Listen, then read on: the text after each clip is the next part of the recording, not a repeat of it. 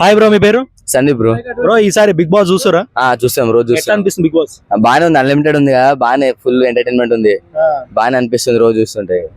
So మీ favourite contestant ఎవరు? నా favourite అయితే ఇప్పుడు గౌతమ్ బ్రో. గౌతమ్. ఎందుకు నా గౌతమ్ ఎందుకు? గౌతమ్ అంటే ఇప్పుడు అతను ఏమైనా ఉంటే డైరెక్ట్ ముఖం మీద చెప్తాడు, ఇంకా అందరు గర్ల్స్ కూడా రెస్పెక్ట్ ఇస్తాడు, బానే ఆడతాడు, అందుకనే గౌతమ్ కాబట్టి. అవునా?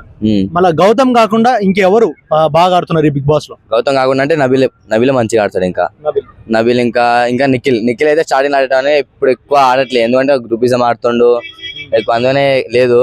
ఇక పృథ్వీ కూడా బాగానే ఆడతాడు, అగ్రెషన్ తో బాగానే ఆడతాడు ఇప్పుడు. సో ఇప్పుడు ఈ వారము పృథ్వీ అండ్ యష్మి ఇద్దరు లీస్ట్ లో ఉన్నారు. వాళ్ళిద్దట్లో ఎవరైనా ఎలిమినేట్ అవ్వచ్చు రేపు. సో వాళ్ళిద్దట్లో ఎవరు ఎలిమినేట్ అయితే మంచిది? యష్మి అనిపిస్తుంది బ్రో, ఎందుకంటే పృథ్వీ ఏమో బాగానే ఆడుతున్నారు, స్ట్రాంగ్ కంటెస్టర్ ఇద్దరు కంపేర్ చేస్తే.